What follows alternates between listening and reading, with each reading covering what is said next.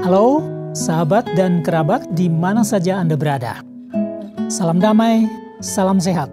Saya Frederick Makitan, jumpa lagi dengan Anda di ruang yang sama dalam acara Dia. Hari ini kita akan meneruskan perjalanan panjang kita menelusuri jejak-jejak kaki Yesus di tanah Palestina 2000 tahun yang lampau.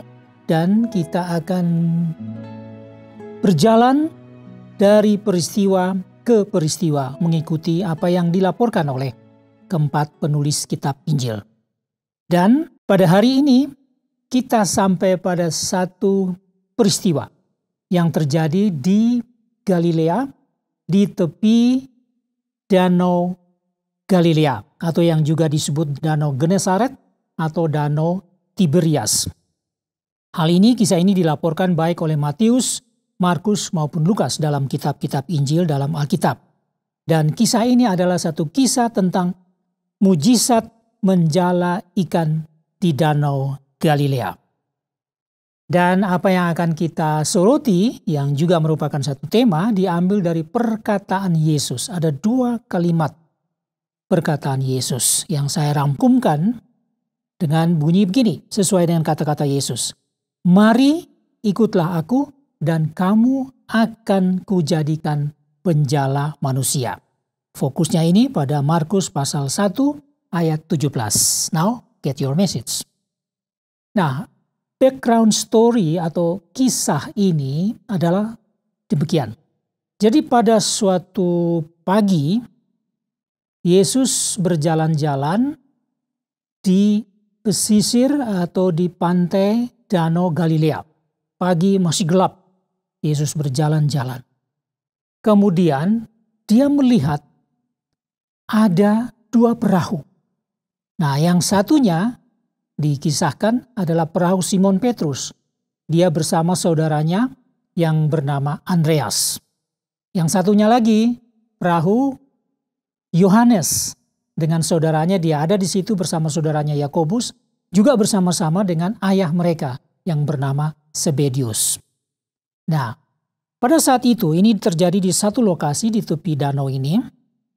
Tapi biasanya sebagaimana biasa itu orang-orang banyak sekali mengikuti Yesus kemanapun dia pergi. Tentu saja motivasinya macam-macam.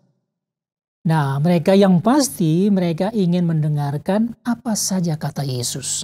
Karena perkataan-perkataan Yesus adalah perkataan-perkataan yang luar biasa. Mempunyai makna yang dalam yang belum pernah mereka dengar itu dari mana-mana. Termasuk dari imam mereka atau para ahli Taurat yang ada pada saat itu. Jadi mereka suka mendengarkan. Selain itu, orang-orang banyak ini juga ingin menyaksikan, melihat sendiri apa sih yang akan dibuat oleh Yesus lagi. Ada banyak mujizat dan macam-macam yang Tuhan buat dan mereka ingin tahu. Tentu saja mereka juga punya kebutuhan-kebutuhan khusus. Sehingga mereka datang mengikuti Yesus sampai di pantai masih pagi buta itu mereka ikut. Bayangkan itu.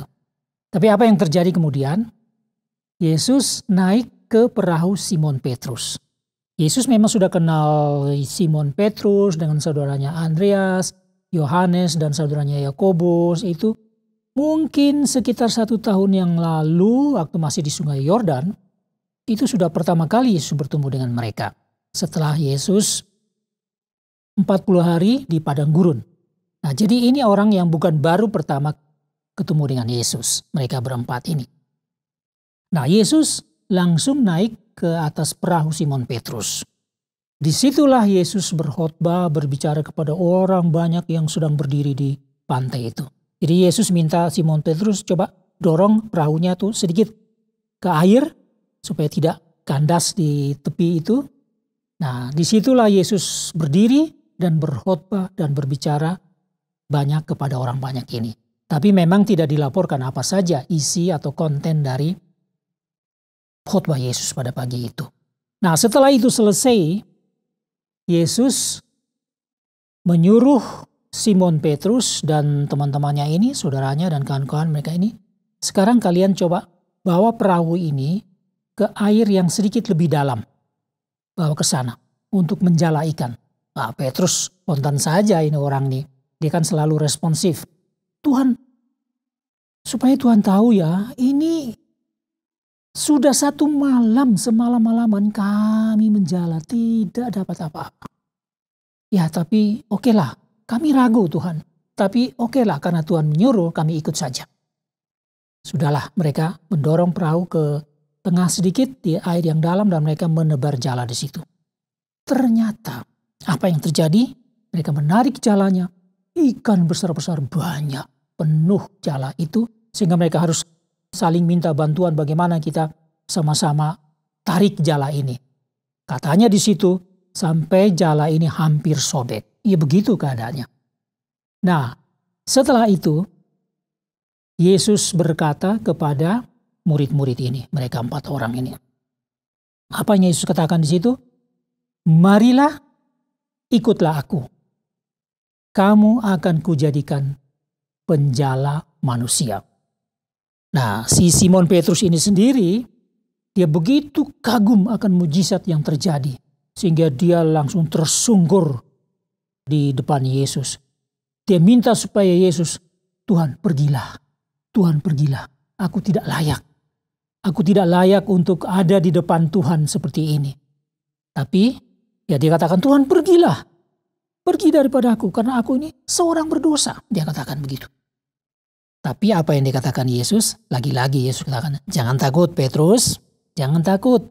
Mulai dari sekarang, mulai dari hari ini, engkau akan menjala manusia. Gitu.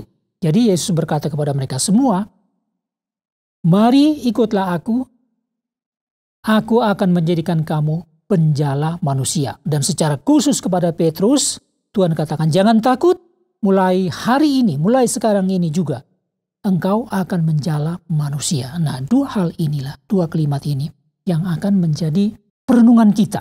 Apa dibalik kata-kata Yesus, apa maknanya dan apa pesan yang tersirat di dalamnya untuk kita yang hidup pada zaman kini. Nah, sahabat dan kerabat, saya kembali menekankan apa yang merupakan panggilan Yesus ini. Marilah, ikutlah aku. Ya, ini kalimat ini pendek, hanya 3 kata. Marilah, ikutlah aku. Di sini Yesus sebenarnya menantang murid-murid ini agar memikirkan atau membuat keputusan untuk secara full time tinggalkan kehidupan mereka yang lama.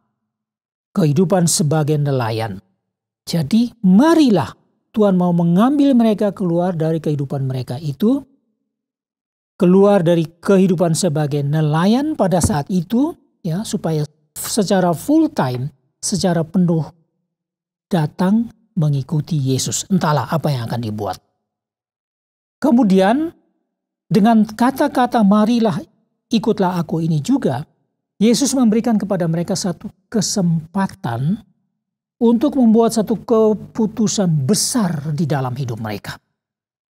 Keputusan untuk apa? Keputusan untuk hidup sebagaimana Yesus hidup. Mereka kan sudah melihat bagaimana Yesus hidup. Yesus bukan nelayan seperti mereka. Yesus bukan petani seperti mereka. Tetapi Yesus juga tidak lagi bekerja sebagai tukang kayu seperti dulu. Sekarang Yesus hidupnya sudah lain. Yang mereka sudah lihat dalam beberapa hal sejak waktu masih di Yerusalem, juga apa yang Yesus buat, menyembuhkan orang, mengusir orang dari bait Allah yang mengadakan penjualan hewan dan sebagainya, macam-macam yang Yesus sudah buat. Jadi mereka harus mengambil keputusan besar untuk mengikut Yesus. Ini keputusannya tidak gampang. Tadi harus tinggalkan kehidupan mereka yang lama, yang sekarang mereka masih miliki sebagai nelayan. Hidup sebagaimana biasa. Sekarang mereka harus mengambil keputusan besar untuk ikut Yesus. Dan yang ketiga dari panggilan Yesus ini, Yesus ingin beritahu kepada mereka bahwa Yesus mau menjadikan mereka alat-alat dalam tangan Tuhan Yesus sendiri. Untuk pekerjaan apa? Untuk pekerjaan keselamatan manusia atau keselamatan dunia dan pekerjaan perluasan kerajaan Allah yang sudah beberapa kali juga Yesus berbicara tentang hal ini. Jadi mereka sedikit banyak sudah mulai mengerti kerajaan Allah menurut versi Yesus. Bukan kerajaan Allah menurut versi agama Yahudi yang selama ini mereka tahu. Itu yang pertama. Lalu apa kata Yesus yang kedua? Kamu akan kujadikan penjala manusia. Penjala manusia. Kehidupan atau profesi murid-murid sebagai nelayan setiap hari ini, ya, mereka sebagai nelayan yang bekerja setiap malam untuk menjala ikan, semuanya adalah demi kebutuhan manusia, kebutuhan mereka sendiri. Ini akan membawa income buat mereka sendiri, murid-murid ini. Tapi juga ini untuk kebutuhan banyak orang. Orang-orang membutuhkan ikan untuk makan, untuk gizi mereka. Nah, kamu akan kujadikan penjala manusia. Di sini Yesus pakai kehidupan mereka dalam profesi sebagai nelayan ini sebagai satu ilustrasi, satu penggambaran. Karena mereka pasti sangat mengerti apa itu hidup sebagai nelayan. Ya, mereka mencari ikan untuk kebutuhan manusia, untuk kebutuhan mereka sendiri. Dan Yesus mau menjadikan ini sebagai ilustrasi untuk mengerti profesi mereka yang baru, yang segera akan mereka terima, yaitu sebagai penjala manusia. Profesi yang baru itu, yang cukup jelas dengan satu frasa penjala manusia. Tentu ini masih ada kesulitan untuk mengerti. Kok menjala manusia? Emangnya itu ikan? Kalau ikan bisa dijala, tetapi manusia bagaimana? Tapi artinya di sini, ya, yang saya yakin bahwa murid-murid langsung bisa mengerti. Kalau mereka mengerti kehidupan mereka sebagai penjala ikan, mereka akan pasti bisa mengerti penggambaran yang dibuat oleh Yesus ini sebagai penjala manusia. Artinya bahwa mereka juga dalam profesi yang baru yang segera akan terjadi ini, mereka akan mendapatkan banyak orang tanpa pandang bulu. Akan mendapatkan banyak orang agar orang-orang ini mengerti tentang kebenaran, masuk di dalam apa yang disebut Kerajaan Allah, yang merupakan tema dari seluruh pelayanan Yesus di Israel pada waktu itu. Jadi manusia-manusia ini didapatkan agar mereka dapat melihat adanya kerajaan Allah dan mereka dapat mengerti kebenaran yang dari Allah dan mereka masuk di dalam kumpulan orang-orang yang percaya dan mengerti tentang kebenaran Allah dan yang akan masuk ke dalam kerajaan Allah itu. Nah, ini arti makna dari apa yang dikatakan oleh Yesus, aku akan menjadikan kamu penjala manusia. Nah, buat kita sekarang bagaimana? Apa inti berita di sini? Ya, fokusnya atau pusatnya tetap adalah pada diri Yesus.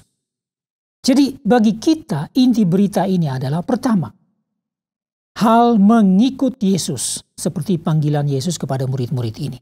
Mengikut Yesus. Untuk apa? Untuk mendapatkan satu jaminan hidup, jaminan keselamatan. Ada kehidupan yang kekal yang tersedia di surga. Tempatnya ada di surga nanti di kemudian hari. Sekarang mereka masih hidup di dalam dunia ini. Tapi juga mengikuti Yesus ini juga memberi satu jaminan bahwa mereka akan dipelihara oleh Tuhan sendiri dalam hidup di dunia ini. Tentu saja bukan menurut standar dan gaya hidup manusia yang tidak pernah puas, tapi menurut standar yang ditentukan oleh Tuhan sendiri di dalam pemeliharaan oleh Yesus.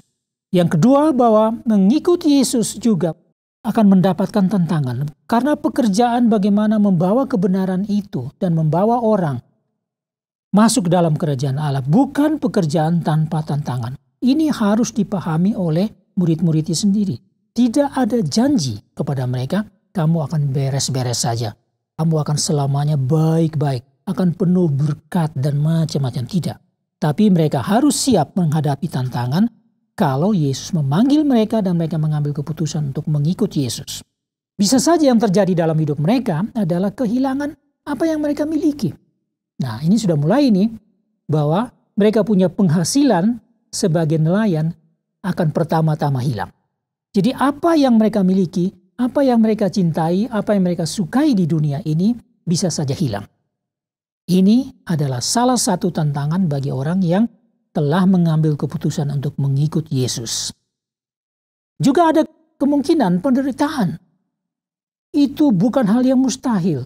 Bisa terjadi ada penderitaan yang dialami oleh orang-orang yang mengikut Yesus. Bukan saja penderitaan batin ya, ada rasa sesak di dada oleh karena persoalan yang rumit, tapi juga penderitaan fisik sangat mungkin terjadi. Dan memang murid-murid harus siap untuk hal ini juga. Dan mengikut Yesus di samping ya bisa kehilangan sesuatu, kehilangan yang dicintai, dan juga ada penderitaan. Tapi tetap mengikuti Yesus ini ada satu hal yang Tuhan tambahkan, yaitu satu tanggung jawab. Ada tanggung jawab besar yang diberikan kepada orang-orang yang mengambil keputusan pribadi untuk mengikuti Yesus. Yaitu tanggung jawab untuk memberitakan Injil. Memberitakan kabar baik. Kabar baik itu adalah pribadi Yesus sendiri sebagai Tuhan dan Juru Selamat. Ini juga berarti meluaskan kerajaan Allah. Ini adalah tanggung jawab yang harus dilakukan. Dan yang berikut adalah hidup di dalam kebenaran. Nah, tanggung jawab hidup di dalam kebenaran bukan satu tanggung jawab yang kecil, yang ringan. Karena harus selalu mempertahankan kebenaran di tengah-tengah dunia yang selalu menawarkan hal-hal yang baik, yang bagus, tetapi di luar kebenaran. Dan mereka harus hidup dalam kebenaran, di dalam kasih, melakukan kebaikan. Perbuatan-perbuatan baik untuk sesama manusia. Jadi tanggung jawab ini berat. Nah, demikianlah ini inti berita bagi kita, yaitu mengikuti Yesus harus kita akan mendapatkan jaminan hidup yang kekal, mendapatkan tempat di surga, tapi kita juga harus siap untuk menghadapi tantangan-tantangan, bahkan sampai kepada penderitaan baik fisik maupun secara batin. Dan juga kita diberi tanggung jawab yang besar, tanggung jawab untuk meluaskan kerajaan Allah, untuk memberitakan Injil kerajaan Allah, yaitu Yesus Kristus sendiri sebagai Tuhan dan Juru Selamat dunia. Baiklah sahabat, sampai di sini dulu jumpa kita. Semoga ada sentuhan yang baru, sentuhan surgawi buat Anda pada hari ini. Terima kasih atas perhatian Anda, dan saya Frederick Makitan mohon diri. Get your message. Have a good day and see you next time.